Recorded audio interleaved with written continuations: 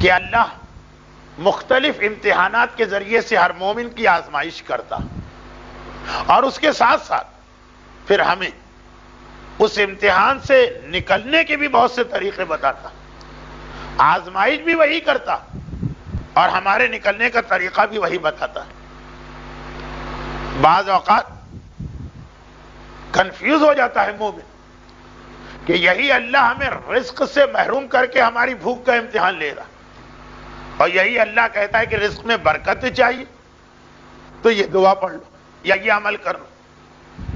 اگر اللہ ہمارے مسئلے کو حل کرنا چاہتا ہے تو امتحان لے ہی کیوں رہا؟ ایک حدیث معصوم میں اس کا ایک مختصر سا جواب، اور وہ یہ کہ بعض اوقات آزمائش وہ ہوتی ہی نہیں ہے جو تم کو نظر آ رہی، تم سمجھ رہے ہو کہ میری اچھی بھلی نوکری چھوٹ گئی اور میں رزق کے پرابلم میں مبتلا ہو گیا، تو تم نے کہا کہ پھر اس وقت دعائے رزق پڑھنے سے فائدہ کیا ہے، کیونکہ یہ امتحان تو اللہ نے لیا۔ اس کا مطلب یہ کہ اللہ اس وقت مجھے بھوکا دیکھنا چاہتا، ٹھیک ہے، جب وہ خود اللہ یہ چاہتا تو اس وقت فی الحال دعائے رزق پڑھنا بیکار۔ امام نے کہا نہیں، اصل مسئلہ یہ نہیں، اصل مسئلہ یہ ہے کہ تمہارے رزق کو بند کیا گیا۔ بہت سے لفظ میں ایسے استعمال کر رہا ہوں جو روایتوں کے اعتبار سے مناسب نہیں، کیونکہ رزق کسی کا بند نہیں ہوتا، لیکن وقت کی کمی کی وجہ سے جو لفظ ذہن میں آ رہا ہے وہ میں اگل رہا ہوں کہ امام فرماتے ہیں کہ تم نے یہ سوچا کہ اللہ نے رزق کا دروازہ بند کیا، اس کا مطلب یہ ہے کہ اس کی مصلحت یہ ہے کہ ہمارے گھر میں فاقیہ، اس لیے تم چپ چاپ بیٹھ گئے۔ یہ مقصد ہے ہی۔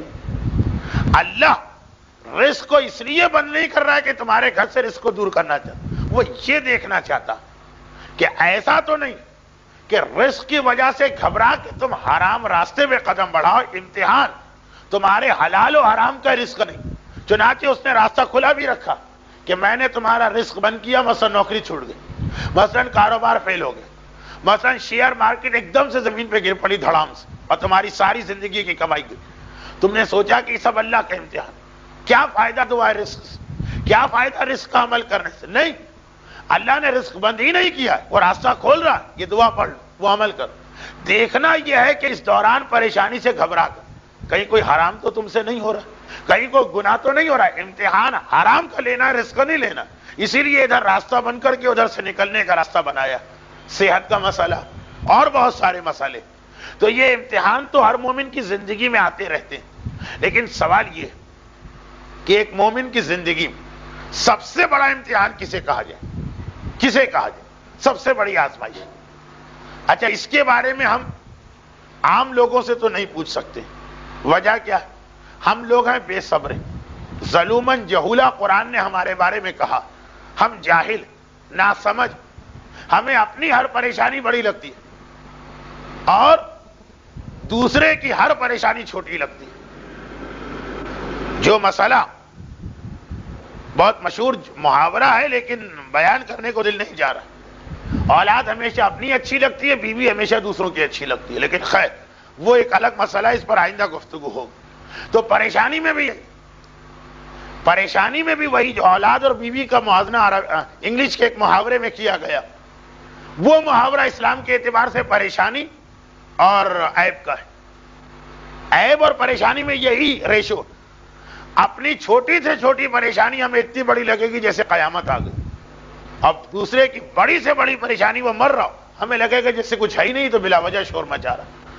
اور عیب میں ہمیشہ الٹا، اپنا بڑے سے بڑا عیب چھوٹا نظر آتا ہے، ہم نے کیا ہی کیا، اور دوسرے کا چھوٹا سا عیب اتنا بڑا نظر آ جاتا ہے۔ تو اب جب ہمارا مزاج یہ کہ ہمارے خیال میں جو پریشانی ہم پر آئی ہے وہ کسی پہ نہیں آئی، ہمارے گھر میں اگر ایک دن پانی نہ آئے تو ہم سمجھیں گے یہی قیامت ہو گئی، آج تک اللہ نے اتنا بڑا امتحان تو کسی کا لیا ہی نہیں ہوگا۔ تو ہم لوگوں سے پوچھنا تو بیکار ہے کہ بڑی پریشانی کیا، اس سے کیوں نہ پوچھو کہ جس سے بڑا صابر کائنات کی تاریخ میں گزرا ہی نہیں، وہ بتا سکتا ہے کہ وہ کس امتحان کو سب سے بڑا امتحان سمجھ رہا۔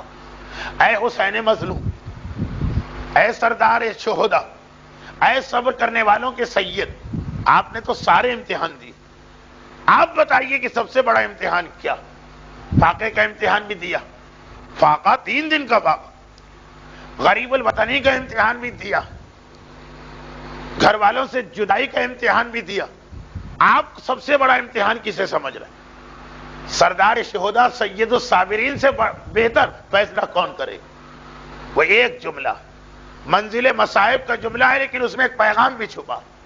اکبر مقتل کی جانب جا رہے، ایسا محسوس ہوا کہ میرے پیچھے پیچھے کوئی آ رہا، مڑ کے دیکھا تو دیکھا کہ میرے بوڑھے بابا پیدل میری سواری کے پیچھے پیچھے چلنے کا ارادہ کیا، پیدل چلے آ رہے۔ ایک مرتبہ کہا بابا آپ اتنی زحمت کیوں کر رہے ہیں؟ حسین کا جواب سن، اکبر تمہارا کوئی اکبر جیسا جوان بیٹا نہیں، اس لیے تمہیں نہیں معلوم کہ بوڑھے باپ کے دل پہ اس وقت کیا قیامت گزر رہی۔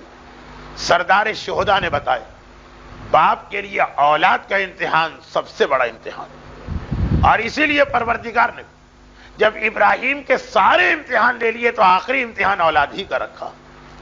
تو ادھر نص قرآنی، ادھر عمل معصوم، ثقلین جمع ہو گئے اس بات پر کہ اولاد کے امتحان سے بڑا امتحان کوئی نہیں۔ اور روایتوں میں یہ کہ اللہ کافر کا امتحان ہمیشہ چھوٹا لیتا ہے، مومن کا امتحان ہمیشہ بڑا رہتا ہے۔ چنانچہ مومن اولاد کے امتحان سے گزرے گا۔ اب اس امتحان کے کئی طریقے، کبھی یہ امتحان اس طرح ہوتا کہ مومن کو اولاد ملتی ہی نہیں، جس کو اولاد نہ ملے پوچھئے کیسا تڑپتا ہے۔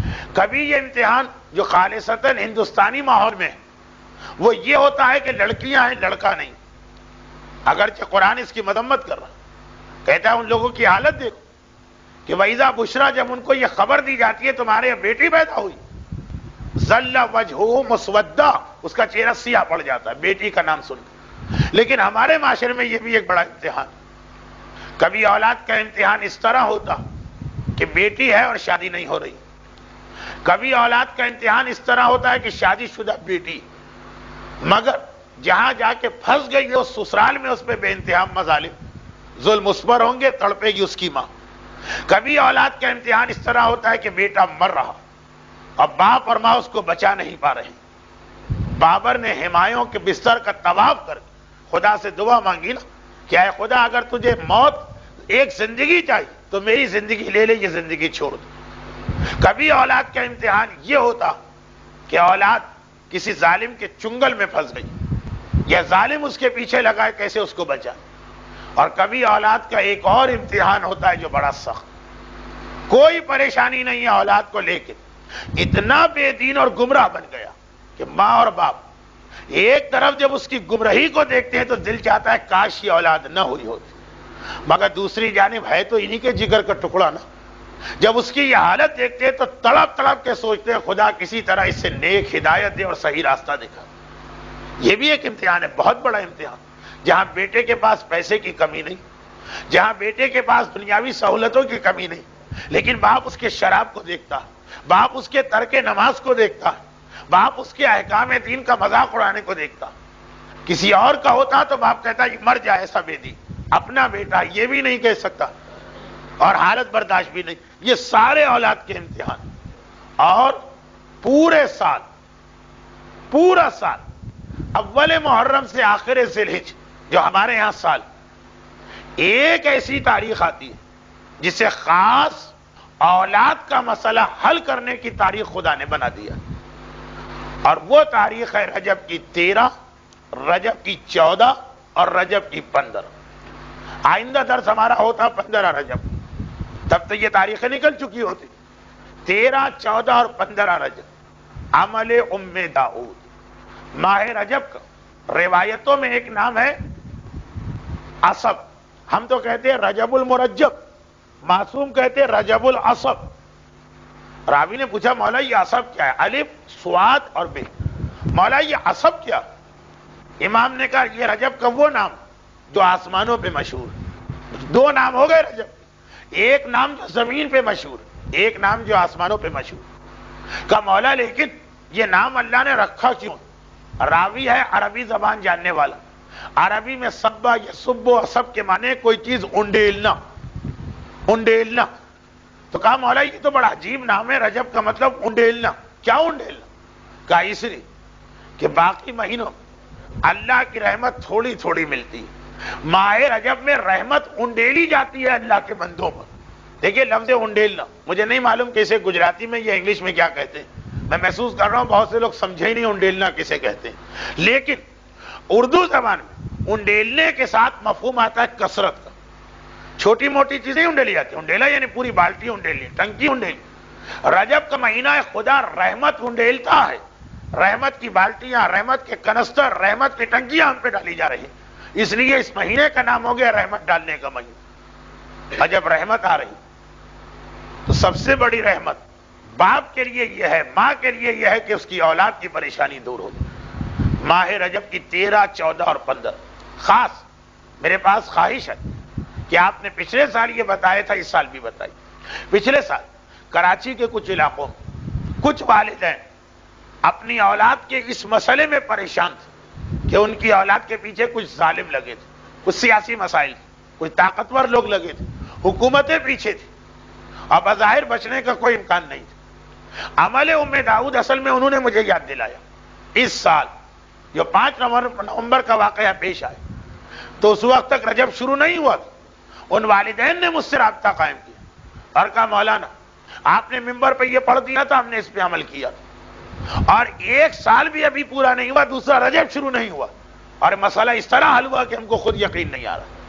پچھلے سال ہم سوچ بھی نہیں سکتے کہ حالات اس طرح بدلیں گے اور اس طرح بدل گئے. اس سال بھی آپ جہاں جہاں لوگوں کو ذرا یاد دلا دیجئے, شاید کسی بوڑھے باپ یا بوڑھی ماں کی دعا آپ کو مل جائے. باقاعدہ اس جملوں کے ساتھ مجھ سے بات کی تھی ان لوگوں نے جو ان علاقوں میں رہتے ہیں جہاں یہ مسئلہ تھا. لیکن بات صرف یہ کہ یہ عمل اتنا مشہور ہو گیا کہ میں اس کی تفصیل میں نہیں جا رہا ہوں, صرف یاد دلانے کے لیے میں نے یہ کہا. 13, 14 اور 15 رجب یقیناً بعض لوگوں نے جب مفاتیح الجناح میں یہ عمل پڑھا تو گھبرا گئے کہ تو بہت مشکل عمل ہے, 3 تو روزے رکھنا پڑتے ہیں اور اتنے قرآن کے سورے پڑھنا پڑتے ہیں. بات بھی صحیح بھائی, جتنا بڑا مرض ہوگا اتنی بڑی سرجری یا آپریشن چاہیے ہوگا. اب اگر واقعاً اتنا بڑا مسئلہ ہے تبھی اس عمل کو آپ کو انجام دینا, چھوٹے موٹے مسئلے کے لیے نہیں. یہ عمل ام داؤد ہے کیا؟ عمل کی تاریخ یہ ہے کہ امام حسن کے ایک پوتے ہیں جن کا نام داؤد ہے, اور یہ پوتے جناب حسن مصنع کے فرزند. حسن مصنع امام حسن کے وہ بیٹے جن سے حسین بہت محبت کرتے تھے. امام حسین کو اپنے بڑے بھائی کی اولاد میں حسن مصنع سے بہت محبت. اس وقت تک تو جناب قاسم پیدا بھی نہیں ہوئے, اور اتنی محبت کہ جب حسین کی پہلی بیٹی جوان ہوئی شادی کے قابل, فاطمہ کبریٰ, جن کے بارے میں حسین کہتے تھے مجھے اپنی کبریٰ بیٹی سے اپنی ماں زہرا کی یاد آتی, اور اس کے جسم سے وہ خوشبو بلند ہوتی ہے جو میری ماں فاطمہ زہرا کے جسم کی خوشبو. تو جب جناب فاطمہ کبریٰ جوان ہو تو خاص یہ جملہ کہا اپنے بھتیجے حسن مصنع کہ بیٹا حسن مصنع, مجھے تجھ سے اتنی محبت کہ میری فاطمہ کبریٰ کے لیے تیرے سوا مجھے کوئی اہل نظر نہیں آتا. خصوصی جملے ارشاد فرما کے یہ شادی کی تھی. انہی حسن مصنع کی دوسری بیویاں بھی تھی. تو داؤد حسن مصنع کے بیٹے ہیں مگر دوسری بیوی سے, فاطمہ کبریٰ سے نہیں. یہ داؤد اس وقت گرفتار ہوئے جب منصور دوانقی نے ایک مرتبہ سادات مدینہ پر حملہ کیا. بغداد کی دیوار بھی بنانا اور نفس زکیہ کا واقعہ بھی چل رہا, تو باقاعدہ ایک آپریشن کلین اپ کیا گیا, جو بھی آپ کہی, سادات کرام کے خلاف, اور سارے سادات کو گرفتار کر لیا, قصوروار یا بے قصور. یہ لفظ قصوروار بھی میں ان کے حساب سے کہہ رہا ہوں, اسلام کے حساب سے نہیں. جن لوگوں نے منصور کی ظالم حکومت کے خلاف میدان میں نکل کے احتجاج کیا تھا وہ بھی پکڑے گئے, اور جو بیچارے گھر میں بیٹھے تھے وہ بھی پکڑے گئے. اور منصور وہ ظالم کہ جس کے ہاتھ سے کوئی سید بچ کے نہیں آیا, کیونکہ جس وقت بغداد کی دیوار تعمیر ہو رہی تھی تو منصور کا طریقہ یہ تھا کہ بلڈنگ مٹیریل گارے میں پانی کے بدلے سادات کا خون ڈالتا تھا. تو اب ہوتا یہ تھا کہ پتہ چلا کہ روزانہ اتنی دیوار بنانا ہے 10 فٹ کی, 50 سادات کا خون چاہیے. اب آج 50 لائے, روزانہ صبح کو جیل سے 50 لائے جاتے ہیں, شام کو ٹھیکیدار یا کانٹریکٹر نے اطلاع دی کہ بھائی 48 سادات کے خون سے آج کا کام ہو گیا, 2 بج گئے. منصور کہتا ہے ان کو واپس نہ لے جائیں, جو ہم نے جیل سے نکال لیے مارنے کے لیے اب ان کو مار ہی دو, اس کو واپس نہیں لینا. جیسے ہم لوگ نیکی کے کاموں میں بعض اوقات کہتے ہیں, نیکی کے کام, مسجد بن رہی, 10,000 دے دیا, پتہ چلا اگر کہیں اتنے شریف ٹرسٹی ہوں کہ 9,000 میں کام ہو گیا, 1,000 بچ گیا. ہم نے کہا ہمیں واپس نہیں چاہیے, لگا دیں کسی اور نیکی کے کام. بہت ایسا بہت ہوتا کہ کہ لوگوں نے کہا مثلا ہماری طرف سے ایک بکرا ذبح کر دیں. عراق میں سید محمد پہ بہت ہی نظر ہوتی ہے. اب ہم لے کے گئے احتیاطاً 500 روپے, 400 میں بکرا مل گئے. جس کے پیسے تھے اس نے کہا مجھے واپس نہ کرے, دے دیے نیکی کے کام میں, آپ کہیں اور خرچ کر. تو منصور کیا کہہ رہا, 50 سید میں نے نکالے تھے کہ آج ان کو مارنا, اگر 48 سے کام ہو گیا تو 2 واپس نہ کرو, جو میں نے نیت کی وہ پوری ہونی چاہیے. انہیں اسی طرح زندہ کھڑا کر کے چن دو دیوار کے اندر. ایسا تو ظالم, سادات کرام کی قربانیاں, ایسا تو ظالم. چنانچہ جو اس کے ہاتھ میں گیا سمجھ لیا اس کے گھر والوں نے کہ واپس نہیں آئے. رجب کا مہینہ, چھٹے امام بیمار پڑ گئے. خاندان والے مزاج پرسی اور عیادت کے لیے آنے لگے. جناب داؤد کی والدہ یعنی حسن مصنع کی دوسری بیوی, جنہوں نے بچپنے میں چھٹے امام کو پالا بھی تھا, وہ بھی آتی ہیں امام کی عیادت مزاج پرسی کے لیے. ایک مرتبہ امام نے کہا کہ اے مادر داؤد, خیریت تو ہے سب, بس ایک غمزدہ ماں جس کا دل دکھا ہے, جس کا جوان بیٹا پکڑا گیا اور ایسے ظالم کے پاس کے واپس آنے کا امکان نہیں. بے اختیار آنکھوں سے آنسو جاری ہو. کہا فرزند رسول, میرا بیٹا داؤد ایسے ظالم کی قید میں گیا, میں پریشان ہوں. امام نے کہا پریشان کیوں, میں تمہیں ایک عمل بتاتا ہوں, اور اس عمل کو کرنا تو میرے جد رسول خدا تمہارے بیٹے کی رہائی کا انتظام کریں گے. جملے پہ غور کیجیے اور واقعے کا آخر سنیے. لیکن 3 دن روزہ رکھنا. ضمناً بتا دوں, جن پر قضا روزہ ہے وہ سنت روزہ نہیں رکھ سکتے, لیکن عمل ام داؤد میں قضا روزہ چل جاتا ہے. 3 روزے رکھنا ہے, چاہے سنت رکھو, چاہے منت کے رکھو, چاہے قضا کے رکھو. جناب داؤد کی والدہ جن کا نام فاطمہ, حسن مصنع کی پہلی بیوی کا نام بھی فاطمہ ہے, فاطمہ کبریٰ, دوسری بیوی کا نام بھی فاطمہ. جیسے خود حسن مصنع کا اپنا نام بھی حسن ہے, ان کے بابا کا نام بھی حسن. خیر چلی گئی, اور 13, 14, 15 کی رات کو عمل پورا ہو گیا. اب اس کے بعد گھر میں ہے کہ دیکھیں کیا نتیجہ نکلتا. 1 ہفتہ ہوا ہو کہ ایک مرتبہ دیکھا میرا بیٹا داؤد گھوڑے دوڑاتا ہوا مدینے میں داخل ہوا, محلے بنی ہاشم میں آیا, ماں کے گلے لگا, مادر گرامی میں رہا ہو گیا. ماں بہت پریشان, بیٹا یہ ہوا کیسے؟ کہا کہ ادھر 15 تاریخ ختم ہوئی, شب 16 آئی, اور میں اپنی حالت میں زار و قطار رو رہا تھا. ہتکڑی اور بیڑی ہے اور میں جیل میں پڑا ہوں, اور روزانہ دیکھ رہا ہوں کہ میرے جو ساتھی 2 آج گئے, 3 آج گئے, 5 آج گئے, واپس کوئی نہیں آتا. کوئی مارا گیا, کوئی دیوار میں چن دیا گیا, کسی کا خون لیا گیا, اور میں بھی انتظار کر رہا ہوں کہ کب میری باری آتی. 15 کا دن ختم ہوتا ہے رجب کی, 16 کی رات آئی, آدھی رات کا وقت, اور میں غنودگی کے عالم میں ہوں کہ ایک مرتبہ میں نے دیکھا میرے چاروں طرف مجمع آ گئے. گھبرا کے میں نے آنکھ کھولی, کون آئے؟ مجھے لے جانے والے تو نہیں آئے؟ دیکھا کہ نہیں, کچھ ایسے چمکتے ہوئے چہرے تھے کہ میرے دل نے گواہی دی کہ یہ تو میرے بزرگ لگ رہے ہیں. اور ان میں جو سب سے زیادہ شان و شوکت والے تھے, میرا دل پتہ نہیں کیوں کہہ رہا تھا کہ یہ تو مجھے اپنے جد رسول اللہ لگ رہے ہیں. وہ آگے آئے, انہوں نے تعارف نہیں کرایا, آگے آئے, اپنے ہاتھوں سے میری ہتکڑی اور بیڑی کھولی, 10,000 درہم ایک تھیلی میں مجھے دی, اور کہا یہ تیری زاد راہ کے لیے. کہا جا, تیری ماں نے آج ایک ایسا عمل مکمل کیا کہ اس کے بعد یہ ہماری ذمہ داری ہے کہ ہم تمہیں رہا کروائیں, اور اطمینان سے جا, جب تو یہاں سے غائب ہوگا تب تیری تلاش میں کوئی نہیں نکلے گا. پورے اطمینان کے ساتھ جا. مادر گرم میرے جد نے اپنے ہاتھوں سے میری ہتکڑی اور بیڑی کھول کر راستے کی پریشانیاں بھی نہ ہو, کہاں بغداد کہاں مدینہ, 10,000 زاد راہ دیا. یہ عمل ام داؤد. اس کے بعد علماء کرام میں اتنا مقبول بنا کہ سید ابن طاؤس جن کی کتاب اقبال کا حوالہ مفاتی میں سینکڑوں جگہ فرماتے ہیں کہ آج تک میں نے کوئی ماں ایسی نہیں پائی جس نے اپنی اولاد کے کسی بھی مسئلے کے لیے یہ عمل کیا اور براہ راست اس کو مدد رسول نہ ملی. ابن طاؤس جیسا محتاط فقیہ کہہ رہا ہے ایک ماں مجھے ایسی نہیں ملی. چنانچہ آج اولاد کی پریشانی جن کے گھروں میں, جیسا کہ میں نے کہا کہ جب ہمارے گھر میں پریشانی نہیں ہوتی تو ہمیں دوسرے کی پریشانی کی فکر بھی نہیں ہوتی, لیکن جن کے گھر میں پریشانی, یہ ایک ایسا عمل کہ ایک ہی ہفتہ ہے, آئندہ 15 رجب آ جاتی تو فائدہ نہ ہوتا. اس لیے اسی پر میں بات کو ختم کرتا ہوں. برحمتك يا أرحم الراحمين وصلى الله على محمد وآله الطاهرين